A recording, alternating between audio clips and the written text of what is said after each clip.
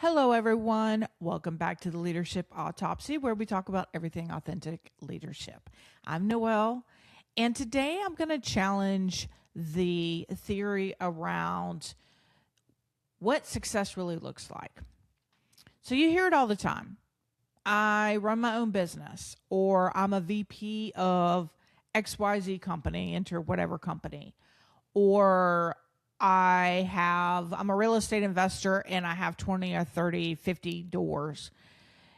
And you think automatic response from normal environments is, wow, you've been really successful. But I challenge the concept. Is that really true? Or is it just the performance of success that we're responding to? The version we trot out in conversations, networking events, social media posts that make us sound impressive. Today, I want to talk about something deeper.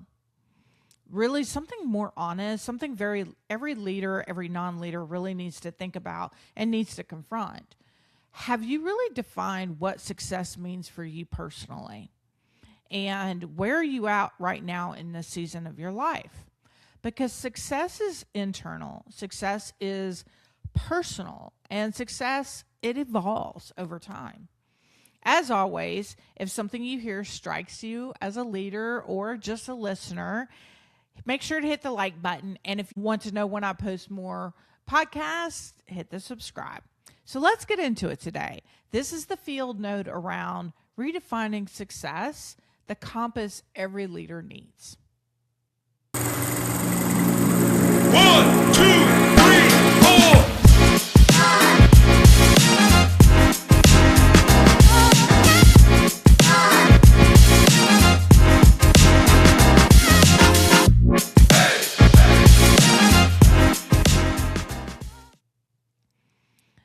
So let me tell you what frustrates me the most.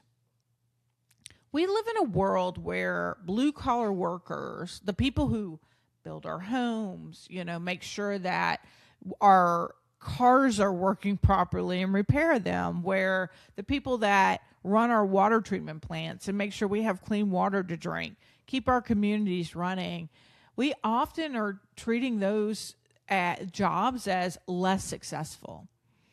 And that is not only wrong, it's harmful. And it's rooted in someone else's definition of success, not theirs. You don't need a title to be successful. You don't need a corner office. You don't need a LinkedIn headline that makes people nod approvingly. Because success is not a label. Success is not a job title, and it's not a trophy. Success is an alignment, right? It's an alignment with your values, your season of life, and your purpose. I want to talk about a kind of a case study around where I thought this was a masterclass in defining and evolving the definition of success. So this week I went to the BTS concert in Baltimore. And if you aren't familiar with BTS, they're a Korean K-pop group on the level of Taylor Swift. Most people know Taylor Swift. If you don't know BTS, you will know them. I'm wearing my shirt that I got from the concert. It was an amazing experience. But in background, so I've followed this Korean K-pop group for a while. And yes, they're incredible musicians and performers. But what draws me to them isn't just the music. I've watched them over the years. They've been out for 13 years now. And they have a lot of videos on YouTube during that duration of the process. And many of them just came out of the military, within the last 12 to 14 months. And so as I've watched them evolve as a group and as individuals, it's the leadership, it's the authenticity, it's the way they define success.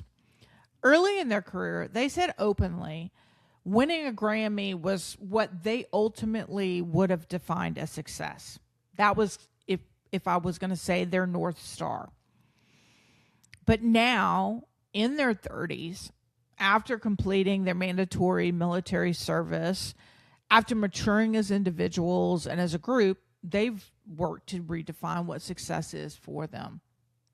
They decided this year not to submit their music for the Grammys consideration. And I'm not here to debate whether that was right or wrong. And honestly, that moment didn't surprise me at all because I've watched them grow and evolve. And I've watched them redefine what matters most to them as individuals.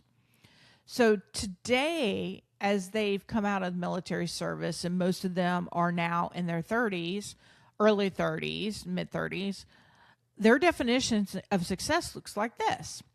They value connections with their fans over trophies, their impact globally over recognition, their ability to be authentic to who they are as individuals over performance, and ultimately their group alignment over external validations.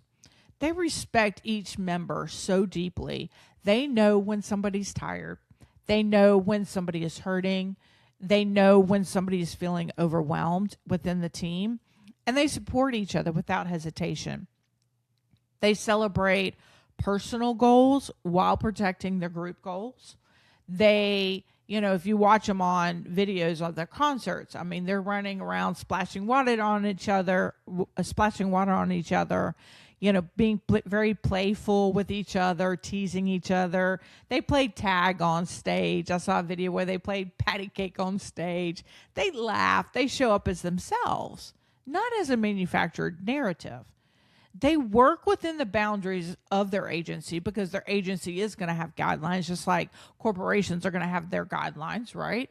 But they've figured out a way to work within those boundaries, but still stay authentic to who they are as individuals and who they aspire to be. And that right there, that's the magic. That's leadership. So if I think about that as I was reflecting on my own journey as a leader, my own definition of success has changed many times.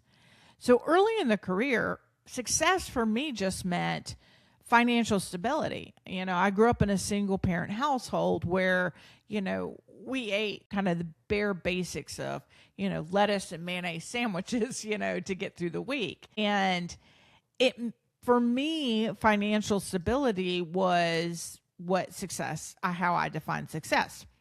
For me, that meant I didn't have to check my bank account every single week and make sure that it was balanced. It meant breathing room for me. As I was able to evolve and grow in my career, mid success, it meant, being at a higher level where I could have a bigger impact, right? So at that point, there were certain things of like titles. Am I a manager or not a manager? And I chased those. I thought they were proof that I was doing well. But as I grew later in my career, again, reminder, I've been doing this for 30 years, something shifted. I reached a point where I realized I didn't need a higher title, right? And at some point, you'll realize that as well within your evolution, potentially. I had the influence that I wanted. I got to a level where I had the ability to influence, which was what was important to me. And I could make the impact that I really, really cared about. And I could build teams and, without climbing the corporate ladder, if you will. I could lead with clarity instead of the pressure that a lot of times comes with it. And when that clicked with me, when I finally aligned my definition of success with who I had become as an individual, growing and evolving, something unexpected happened. I felt free. My stress dropped tremendously. My decisions became much more clear, and my leadership became much more grounded. I wasn't chasing anything anymore. I was building. And that's the important shift that happened as I was, again, evolving in my career as well as my personal growth. That clarity was the turning point for me. So let me tell you that something that's important and why I'm even talking about this, because there is a cost of not defining success. Okay? Your body will tell you when your definition of success is misaligned.